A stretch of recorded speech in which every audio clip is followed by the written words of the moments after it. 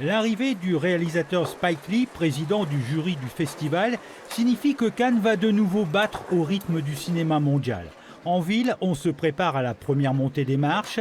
Dans ce restaurant, à 2 pas du palais, on s'en réjouit. On a préparé la saison sereinement, on va dire qu'on avait du temps pour la préparer. Avec cette période qui a duré quand même quelques mois, on a vraiment très envie de recevoir tout le monde, comme à l'habitude, et plus motivé que jamais. Thierry et Christophe en ont vu des festivals, 19 à eux deux. Mais cette 74e édition a un goût particulier pour ces chauffeurs de taxi.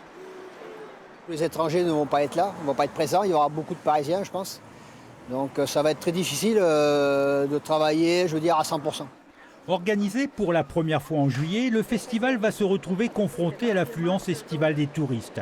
L'été promet donc d'être chargé, mais sur cette plage de la Croisette, on a déjà prouvé son savoir-faire lorsqu'il s'agit d'accueillir du monde.